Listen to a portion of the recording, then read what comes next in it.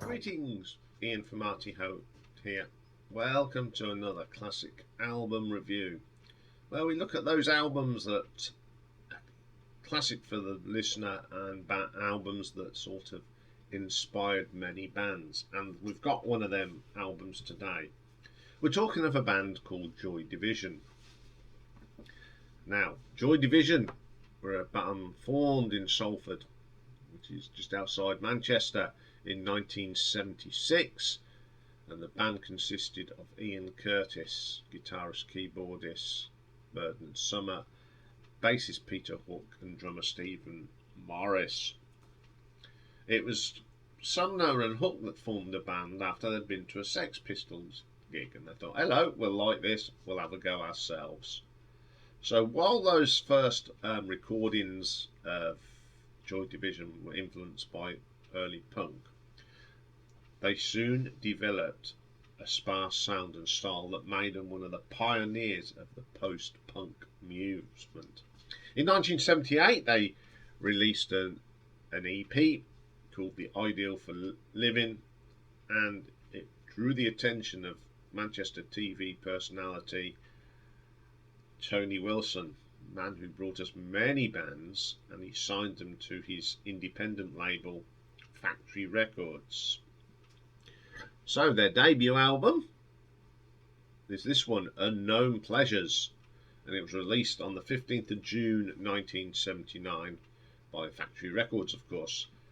Now the thing is, this album was recorded and mixed over 3 successive weekends at Stockport's Strawberry Studios in April of 79. So they recorded it in April and they released it in June, pretty quick. So they was recorded in an unconventional way and techniques that really honed in, that made them a little bit different. So on here we have Iain Curtis on the vocals. Now this is the only album that was released during his lifetime, but because sadly he died in sad circumstances. Bernard Summer was on guitar and vocals and keyboards. Peter Hook was bass guitar vocals as well. Stephen Morris was drums and percussion, and the album was produced by Martin Hannett. So the album is side 1, side 2, but its side 1 is called Outside. So the first track on side 1 is called Disorder. Now there's something very distinctive about this, and that's the drum and bass. The bass line is very distinctive, and the drums sort of hide behind it. And then on top of it you got Iain Curtis's very, very strange but intricate vocal performance. It's a really good track, and then you get the guitar. Well, what holds it together is Bernard Summer's guitars. It's okay. Day of the Lords is the second track. I like this track. It's my favourite track on here. Again, this band were not frightened to push the boundaries, and I think this vocal performance of Iain Curtis on here is so unique. And it's a shame that he's no longer with us, because I think this guy would have gone on and become an absolute superstar. It's a great song. Really good beat to it as well. Like that one. Then we get Candidate. Now for me this is probably one of the weaker tracks on the album. It just doesn't get going. I don't know if it's one of the tracks. Oh, we need another track for the album, but it just didn't get going for me. Then we get a track called Insight. Very pioneering track on here, because the effects on the drums are so different. I don't know what they done, but it made it a little bit echoey, and on top of that you get a great bass line from Peter Hook. Really solid track, and would be a track that would you'd get this sound in other bands as time went on during the early days of indie rock.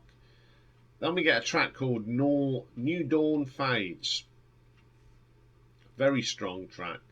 And over the next few years again, you'd get this sort of sound and this sort of mix by other bands. Bands like the Smiths, Stone Roses, and I suppose the next band after Joy Division, New Order. They sort of, with New Order, they sort of took what they did in Joy Division and just developed it even more. So that was the last track on side 1. Now side 2 is called Inside. So the first track of side 2 is called She's Lost Control. Very interesting track.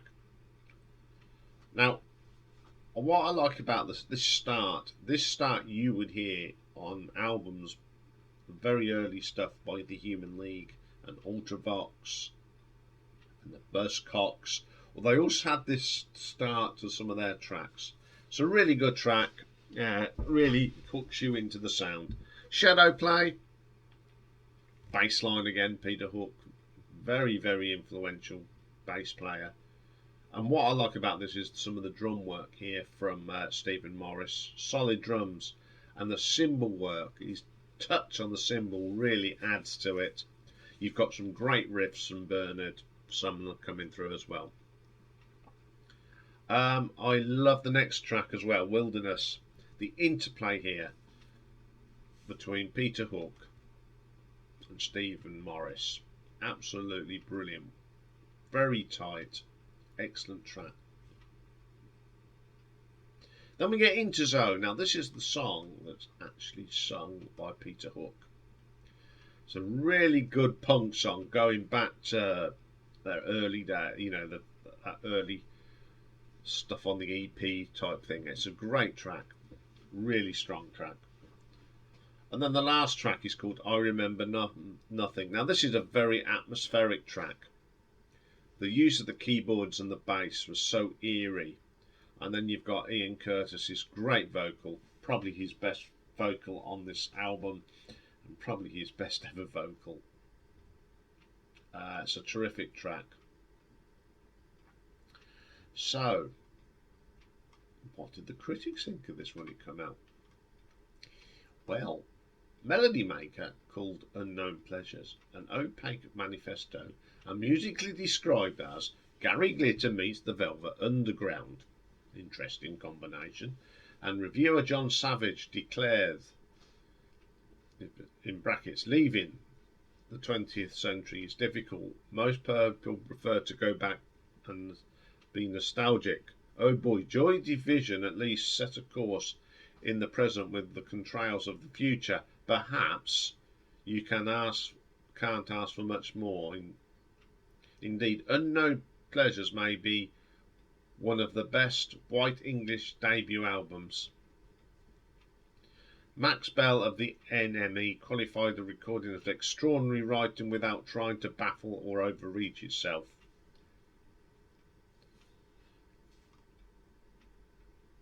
And my Rolling Stone, here we go.